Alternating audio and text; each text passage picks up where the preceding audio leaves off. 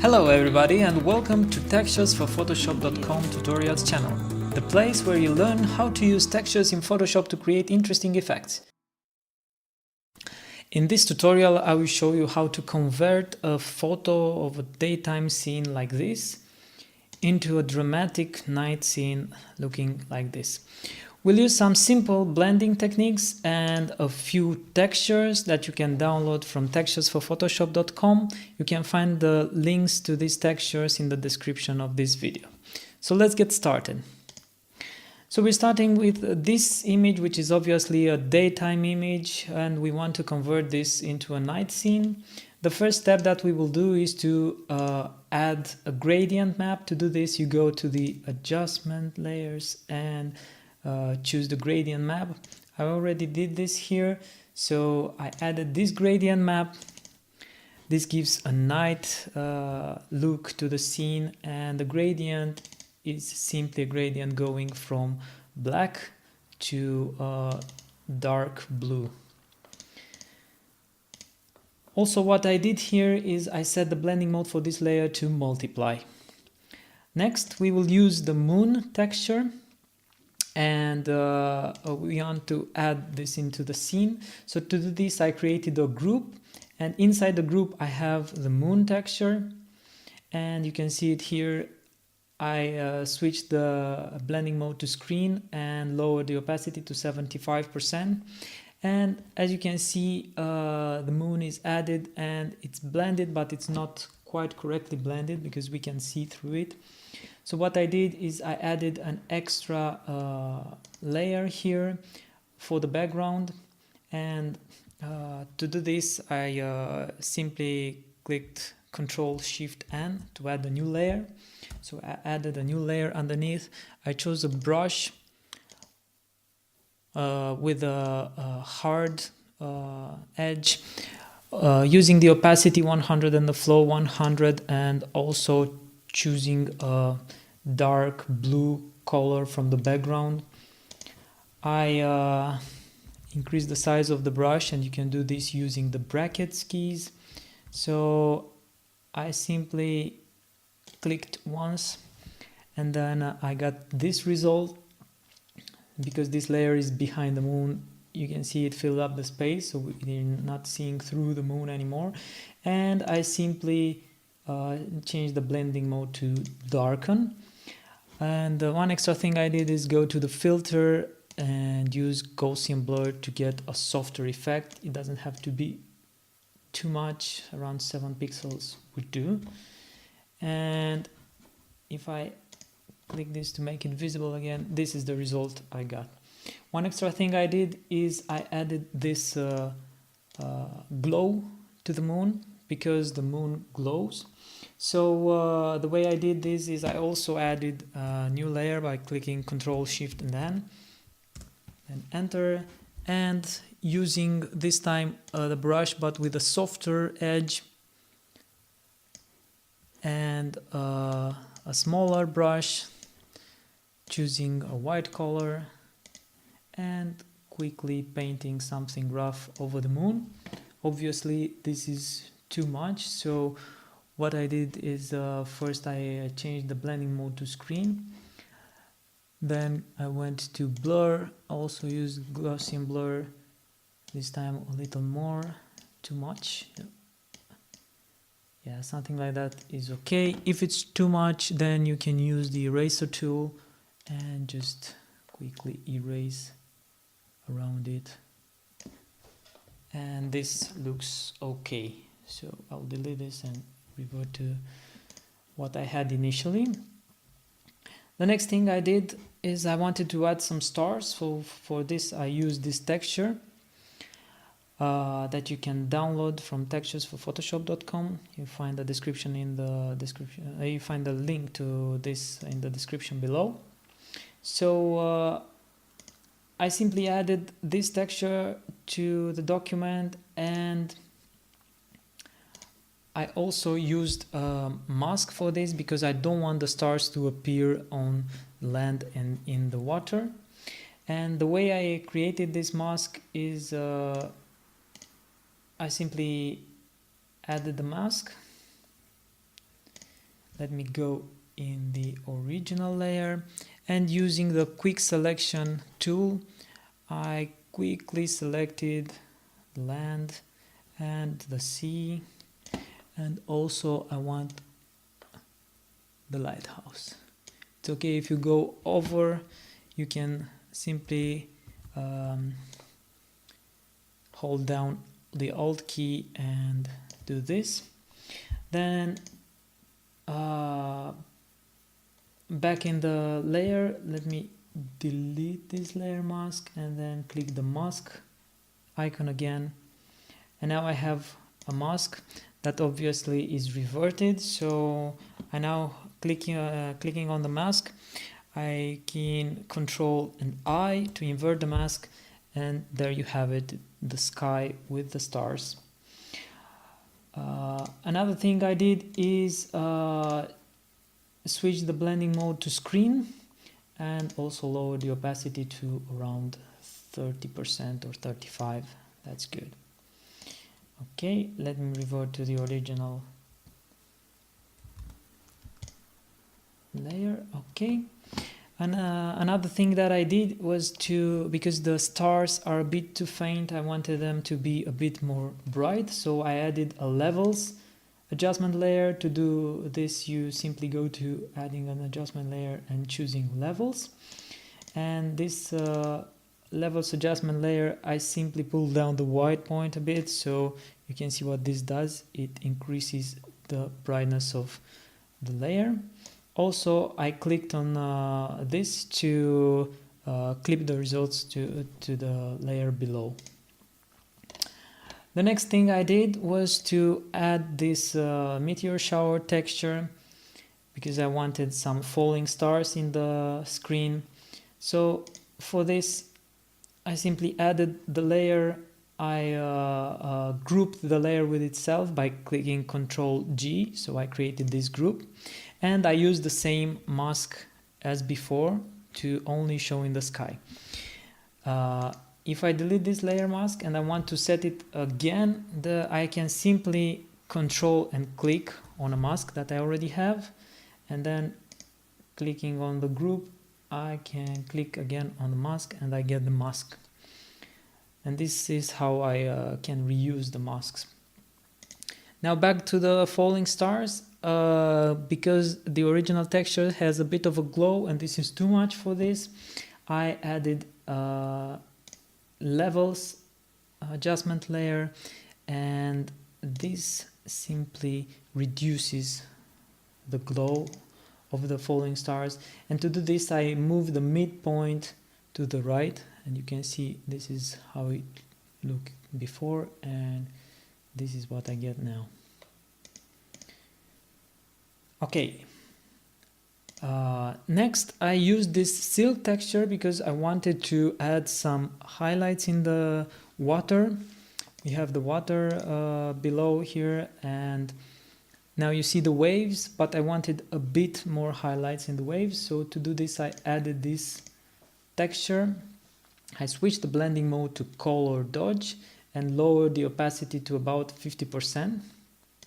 Also, I used a mask for this, so I don't want it to show all over. So I will show you how I do this. So I'll delete the layer mask. This was obviously too much, so I used mask, and then I clicked on the mask, clicked Ctrl I to invert the mask to hide everything, and then choosing a soft brush and the color white, I simply did something like this, painting over the water. And of course this is obviously too much, so I can go to filter and Gaussian blur and choose a big value for this, and I get something like this. Okay, let me revert to the original result that I got. I also thought that this is a bit too bright, so I added a new levels adjustment layer. So here are the values for this. I simply moved a bit the midpoint to the right, and this decreases the intensity of the highlights. Let's move on. I added this exposure adjustment layer. To do this, you simply go to the adjustment layer and choose exposure, because I wanted to darken a bit the scene. It's a night scene, so I want it to be a bit more dark. But I also added a layer mask to this. So I simply painted using a black brush. I painted over the areas that I wanted to be a bit brighter, because if you look here in the exposure, you can see that I lowered the exposure to about -178. So I wanted to lower the exposure for the entire scene, except for some parts that I wanted to be a bit brighter, like in the area of the lighthouse, and you'll see in a minute why. I also wanted to add some highlights, and to do this I used a very simple technique. So I clicked Ctrl+Shift+N and added a new layer. Then I used Shift and F5. This brings up the fill dialog box, and I want this to fill with 50% gray. Okay, this fills up the screen with 50% gray, and if I choose overlay, then it disappears. But what is useful here is that I can choose the dodge tool, and using a relatively small brush, let's say, I can use this dodge tool to go over this gray layer, and what this will do is it will brighten the scene wherever I click it, because we're in overlay mode. So wherever I click, it gives me more brightness. It's a very subtle effect, but it goes a long way. So here's without the overlay and here's with the overlay. Okay, let me revert to what I had before. So these are a few highlights. Next, I wanted to add the lighthouse, because the lighthouse will have a light on the top, so I want this to be a bit brighter. And what I did is I simply duplicated the original layer and I set a mask to it to only view the lighthouse itself. And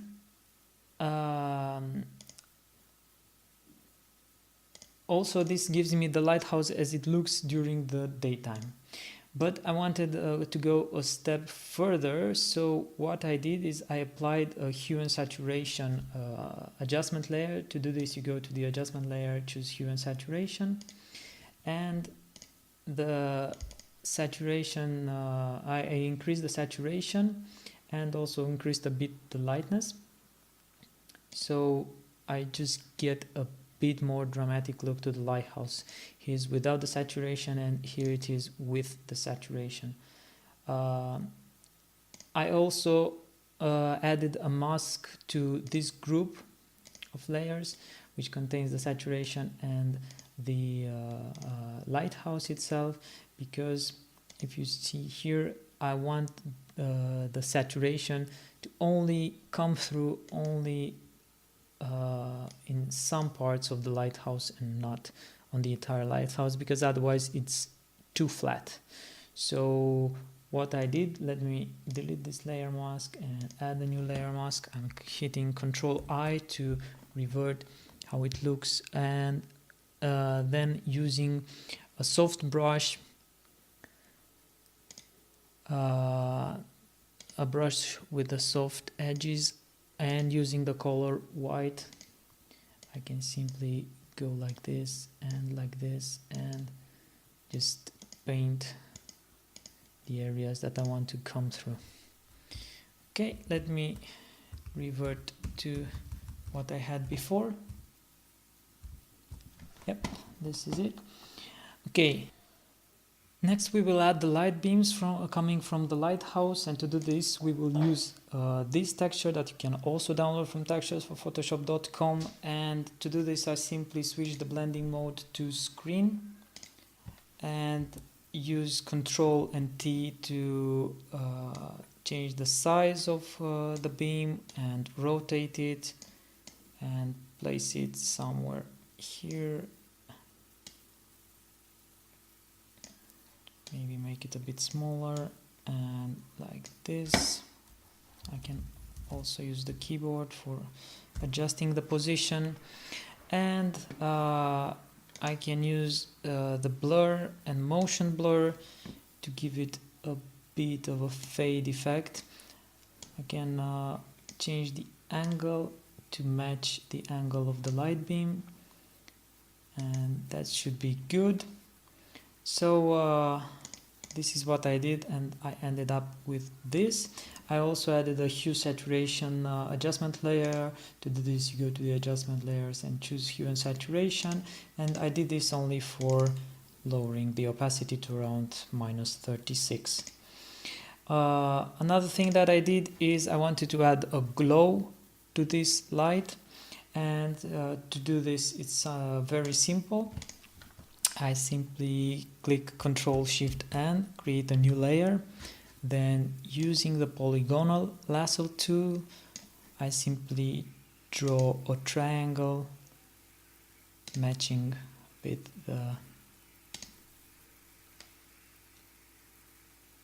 the light ray, and double click to close. Let me do this again. Yep. Okay, so I got this selection, and with this selection on I can use the bucket fill tool and choose white as the color and fill this up.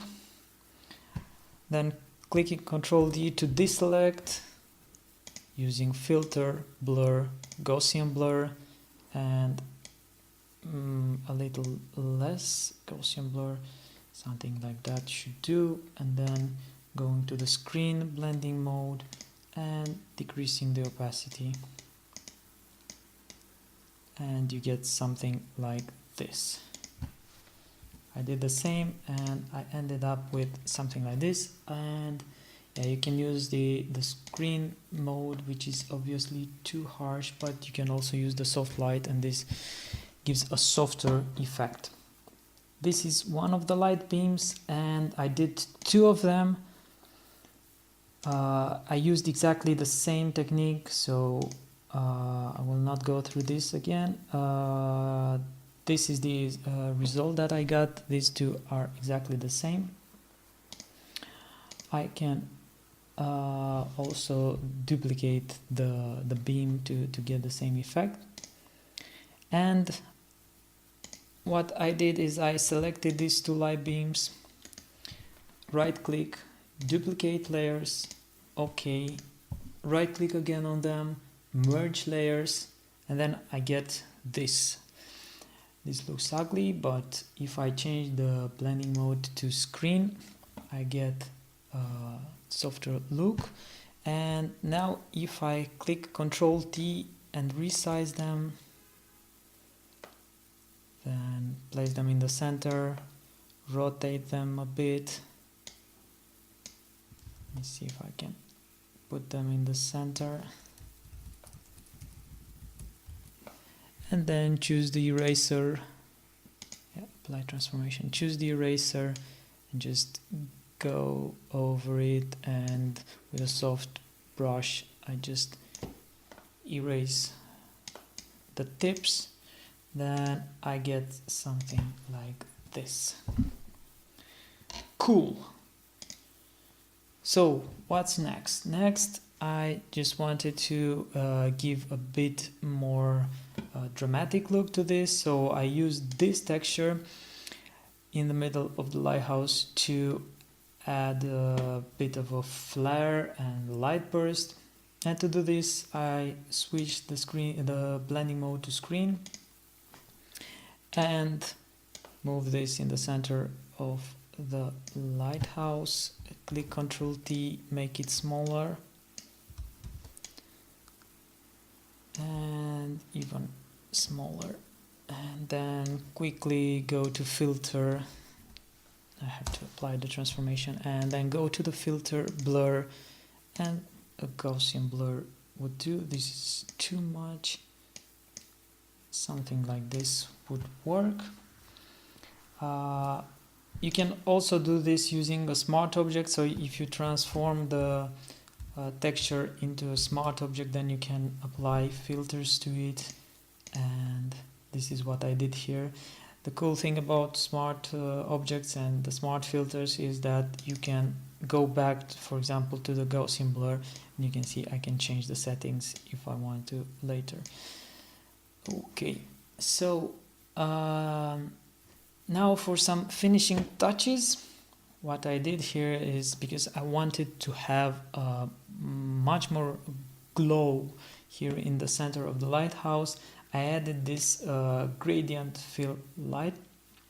To do this, you simply go to the adjustment layers and add a gradient adjustment layer. And for this gradient fill, I used these settings. So I used a gradient that goes from white through orange all the way to yellow. And also, if you see here, I played around with the way the opacity ends, because this is starting from opacity 100 to 0 opacity. So I wanted to crunch down the gradient such that I only get glow here in the middle. Next, I added a new layer, also using the same technique as before. So Ctrl Shift N and then Shift F5, using a 50% gray fill, switching to overlay, and then using the dodge tool.